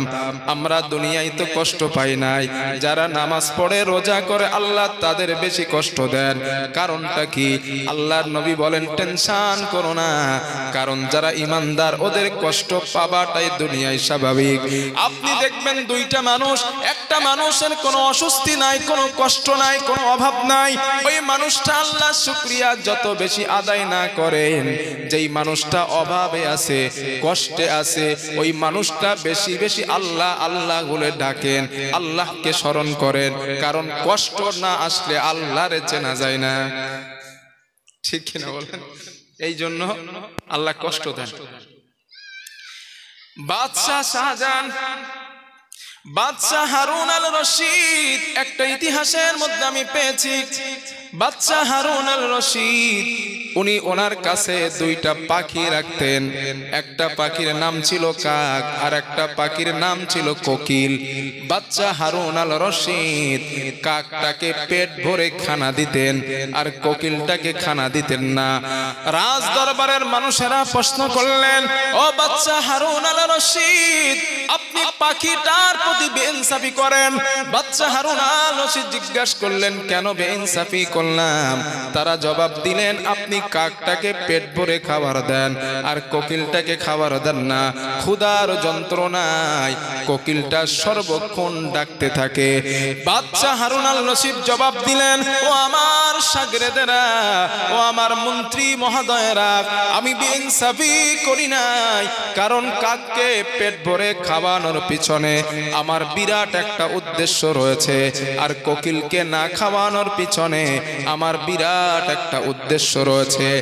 এক নাম্বার উদ্দেশ্য, আমি কাককে কেন পেট ভরে খাবার দিই, দেওয়ার কারণ অন্য কিছু নয়, কারণ কাকের যে কর্কশে আওয়াজ, ওই আওয়াজ দিয়ে যখন কাক ডাকে, আমি ওই কাকের ডাকটা আমি বাদশাহ আমার পছন্দ হয় না, আমার সহ্য হয় না, এই জন্য আমি তাকে পেট ভরে খাবার দিই, যেন সে ক্ষুধার যন্ত্রণায় না ডাকে। বুঝতেছেন? ওনারা বললেন, হুজুর এটা তো বুঝলাম, এবার আমাদের বলেন, আমাদেরকে বলুন, আপনি কোকিলকে কেন পেট ভরে খানা দেন না? বাদশাহ হারুন আল রশিদ জবাব দিলেন, ও আমার শাগরেদেরা, মাঝে মাঝে আমার কাছে এমন এমন বিচার চলে আসে, যেই বিচারগুলো করতে করতে আমার ব্রেন গরম হয়ে যায়, আমার মাথাটা বড় গরম হয়ে যায়। আর কোকিল খাঁচার মধ্য থেকে কুহু কুহু আওয়াজ করে যখন আমারে ডাক দেয়, ক্ষুধার যন্ত্রণায় যখন ডাকে, কোকিলের সুরালিত কণ্ঠটা আমি বাদশাহ আমার কানে যখন চলে আসে, মুহূর্তের মধ্যে আমার রাগটা পানি হয়ে যায়। এখন তোমরা বলো, আমি কি বেইনসাফি করছি? আমার রাগটা নিমেষি করার জন্য, রাগটা নামানোর জন্য কোকিলের ওই কুহু কুহু আওয়াজটা আমি শোনার চেষ্টা করি। ওকে যদি পেট ভরে খাবার দিই, ও তো আমাকে আর ডাকবে না, ও তো ডাকবে না, ও তো আওয়াজ করবে না, আর যদি আওয়াজ না করে আমি তো শুনতেই পাবো না, এই জন্য ওকে আমি পেট ভরে খেতে দিই না। এটা শুধু ইতিহাস শোনায় নাই, এখান থেকে শিক্ষা নেন। কাকের আওয়াজ বাদশা হারুন আল রশিদের পছন্দ নয়, বাদশা হারুন আল রশিদ পছন্দ করে নাই। আমার আল্লাহ যেন ওটাই বোঝাতে চান, গোলাম যারা কাফের, যারা আমার নাফরমানি করে, ওদের কণ্ঠের আওয়াজটা আমি আল্লাহর শুনতে সহ্য হয় না। এই জন্য আমি তাদের টাকা পয়সা বেশি বেশি করে দেই, যাতে তারা আমি আল্লাহকে না ডাকে। কারণ আমি আল্লাহ আমার ডাকাটা আমি পছন্দ করি না। আর আমি ইমানদারদের কেন কষ্ট দেই? এই জন্য কষ্ট দিই কারণ ইমানদারেরা খোদার যন্ত্রণায় মুসিবতে পড়ে, কষ্ট পড়ে, মসজিদের মধ্যে তাহাজ্জুদের নামাজ আদায় করে বান্দাগুলো আমার কাছে চোখের পানি ছেড়ে আল্লাহ আল্লাহ আল্লাহ বলে যখন ডাকে, আমি আল্লাহর কলিজা ভরে যায়, আমি আল্লাহর শুনতে বড় ভালো লাগে। এই জন্য আমি কোকিলের মতো আমার মুমিনদেরকে আমি আল্লাহ মুসিবত দে। তাহলে মুসিবত আসা ভালো না খারাপ? কথা বলেন না কেন? ভালো না খারাপ? আল্লাহ তাআলা বলেন ওয়াল খাউফি ওয়াল জুই ওয়া নাকসিম মিনাল আমওয়ালি ওয়াল আনফুসি ওয়াস সামারাত ওয়া বাশশিরিস সাবিরিন। আল্লাহ তাআলা বলেন আমি আমার মুমিনদের ভয় দ্বারা, ক্ষুধা দ্বারা আমি আল্লাহ পরীক্ষা নিতে চাই। যারা নাকি মুমিন তারা ভয় ক্ষুধার পরোয়া করে না, কারণ সবগুলো জানে খায়রিহি ওয়া শাররিহি মিনাল্লাহি তাআলা, ভালো মন্দ সব হয় কার পক্ষ থেকে? জোরে বলেন। আল্লাহ তাআলা বলেন এই ঈমান যেই মুমিনের মধ্যে আছে, এই বিশ্বাস যেই বান্দার মধ্যে বিদ্যমান, আমার আল্লাহ বলেন গোলাম ওই মুমিনটা মরবে আমি আল্লাহর দয়ার জান্নাত দান করে দেব। ক্ষুধার সময় ক্ষুধা দিয়ে পরীক্ষা করব, ভয় দ্বারা পরীক্ষা করব। ভাই চাচাজি আপনারা যারা আছেন, আমরা তো সাধারণ মানুষ, আমাদের যত পরীক্ষা আল্লাহ না নেন, সব থেকে বেশি পরীক্ষার সম্মুখীন হয়েছেন আল্লাহর নবীরা। আর নবীদের মধ্যে সব থেকে বেশি পরীক্ষা দিতে হয়েছে হযরত ইব্রাহিম আলাইহিস সালামকে, সব থেকে বেশি পরীক্ষা। তাহলে আল্লাহ আমাদের খামোকা একটু পরীক্ষা নেন, একটু অসুস্থ দেন, হয়তো আর সুস্থ হচ্ছে না। আল্লাহরে বলি আল্লাহ সবার তুমি দেখো, এত মানুষ আছে কেউ অসুস্থ হয় না, যত অসুস্থ আমারে দেন, আমরা বিপদে পড়ে যাই। খাবার টাকা নেই, চিন্তা করলাম পকেটে তো পয়সা নেই, যাই বিবির সোনার চুড়িটা নিয়ে বন্ধক দিয়ে আসি। আল্লাহর পরীক্ষা, কিন্তু বাজার করার টাকা নেই, আল্লাহর পরীক্ষা। আল্লাহ তাআলা চান দেখি আমার বান্দা কি করে, সে হারামের আশ্রয় নেয় না আমার ভয়ে, সেই ব্যক্তিটা আমার ভয়ে হারামের আশ্রয় না নিয়ে ধৈর্য ধারণ করে। আল্লাহ পরীক্ষা নিতে চান। কথা বোঝাতে পারছি ইনশাআল্লাহ আমি? না, যারা মুমিন তাদের তো আল্লাহ বলছেন ওয়াল খাউফি ওয়াল জুই, ভয় দ্বারা ক্ষুধা দ্বারা আমি পরীক্ষা করব। আল্লাহ বলছেন ওয়া নাকসিম মিনাল আমওয়াল, মাল সম্পদের ক্ষতি দ্বারা পরীক্ষা করব। এগুলো আল্লাহ মুমিনদের পরীক্ষা নেবেন, এটা স্বাভাবিক ব্যাপার চাচা, একদম স্বাভাবিক ব্যাপার। এমন রোগ হয়েছে সারছে না আপনার, আপনি সুস্থ হচ্ছেন না, আপনি চিন্তা করলেন না আল্লাহ আমার আর মনে ভালো করবে না, মাঝে মাঝে এমন মনে হয়ে যাচ্ছে আপনার আল্লাহ এত মানুষ আছে, আল্লাহ ওগা দেখতে পায় না আমার যত দেখে। এটা রং ডিসিশন। রাসূলুল্লাহ সাল্লাল্লাহু আলাইহি ওয়াসাল্লাম বলেছেন আল্লাহ তোমাদের অসুস্থ দেন কেন জানো? নবীজি বলেন এই জন্য অসুস্থ দেন, আল্লাহ ওই অসুস্থ দেওয়ার মাধ্যমে তোমাদের গুনাহ আল্লাহ মাফ করে দেন, এই জন্য অসুস্থ। তাহলে আমরা এই আলোচনা থেকে কি বুঝলাম? যে আল্লাহ তাআলা মুমিনদের কষ্ট কেন দেন? কারণ মুমিনেরা কষ্টে পড়ে আল্লাহ আল্লাহ বেশি করবে, আর এইটা শুনতে আমার আল্লাহর বড্ড ভালো লাগে। সূরা আল কসাসের কয়েকটা আয়াত শুনুন এবার। নবী মুসা আলাইহিস সালামের নাম তো শুনছেন আপনারা, তাই না? শুনেছেন তো? ফেরাউনের নাম শুনেছেন। মুসা আলাইহিস সালামকে আল্লাহ তাআলা বলেন ও মুসা তুমি ফেরাউনের কাছে যাও, ইযহাব তুমি যাও ইলা ফিরআউনা ইন্নাহু তাগা, ও মুসা তুমি ফেরাউনের কাছে যাও, দ্বীনের দাওয়াত দাও, ইসলামের প্রচার করার জন্য ফেরাউনের কাছে যাও। নবী মুসা সাল্লাম গেলেন। আমার ঘটনাটা শোনানো মূল উদ্দেশ্য না, এখান থেকে একটা শিক্ষা আছে।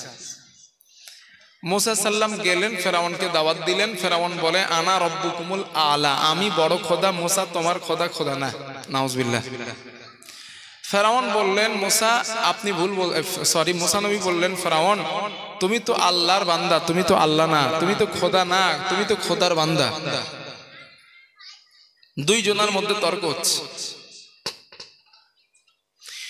আমার বন্ধুগণ, মুসা সাল্লামকে এখানে অনেক ব্যাপার রয়েছে, আলোচনা রয়েছে। মুসা সাল্লাম ওই হাতের লাঠি সাপ হয়, কাল আসো আল্লাতি তানকলিবু হাইয়া, সাপটা হয়, এই হাবিজাবি মাঝে আলোচনা আছে। এটা আমি বলছি না, কারণ আমার বোঝানোটা উদ্দেশ্য যেটা সেটাই বলি, সত্যটুকু বলি।